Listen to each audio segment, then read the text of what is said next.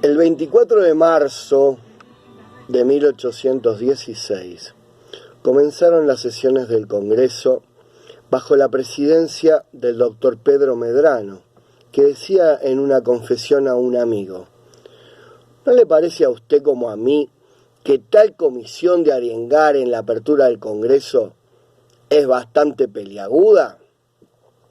Perra, pues bien que he dado vueltas para encontrar qué decir y todavía no lo hallo. Pero se las ingenió y dejó abiertas las sesiones. Se resolvió que la presidencia sería rotativa y mensual, y se designaron dos secretarios, Juan José Paso y José Mariano Serrano.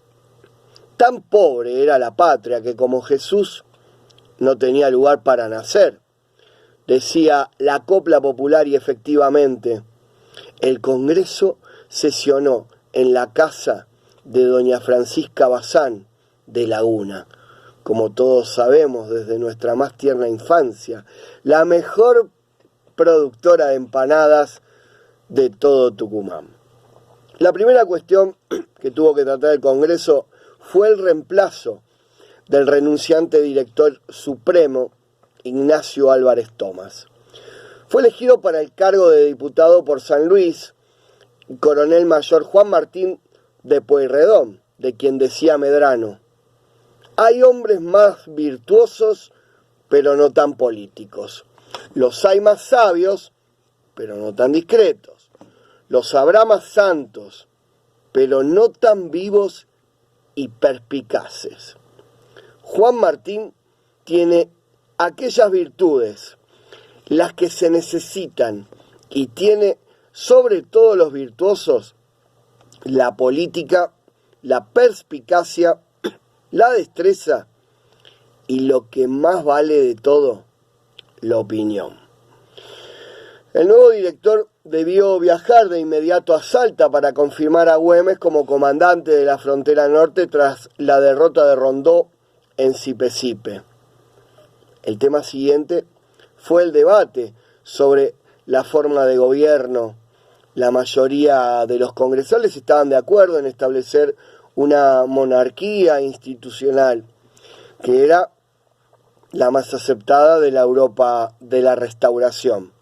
En el mundo solo quedaba en pie una república, los Estados Unidos de América.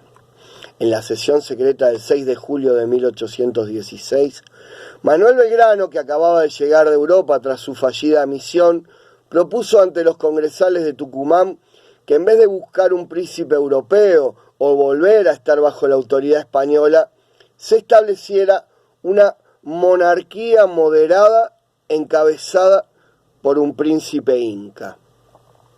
Decía Manuel Belgrano: las naciones de Europa tratan ahora de monarquizarlo todo. Considero que la forma de gobierno más conveniente a estas provincias es una monarquía. Es la única forma de que las naciones europeas acepten nuestra independencia. Y se haría justicia si llamáramos a ocupar el trono a un representante de la casa de los incas. Belgrano recibió el cálido apoyo de San Martín y de Güemes. La idea también entusiasmó a los diputados del Alto Perú, que propusieron un reino con capital en Cusco.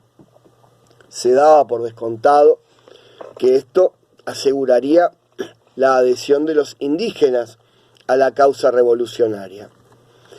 Es curioso observar cómo califican muchos historiadores la idea belgraniana del Inca. Casi sin excepción se burlan de ella, tildándola de exótica. No usan el mismo calificativo para los zares, el príncipe de Luca o los integrantes de la realeza europea. Ellos sí exóticos, que trataron de coronar los directoriales. Resulta que el único exótico es el Inca, y a tales efectos no deja de ser interesante la definición de la palabra. Según el diccionario de la Real Academia Española, exótico, extranjero, especialmente si procede de un país lejano. Claro que para muchos escribas vernáculos siempre será más exótico un inca, un gaucho, un criollo o un cabecita negra que cualquier parásito de las monarquías transatlánticas.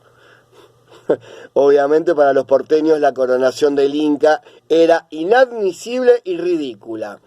El diputado por Buenos Aires, Tomás de Anchorena, dijo que no aceptaría a un monarca de la casta de los chocolates o a un rey en hojotas, y propuso la federación de provincias a causa de las notables diferencias que había entre las distintas regiones.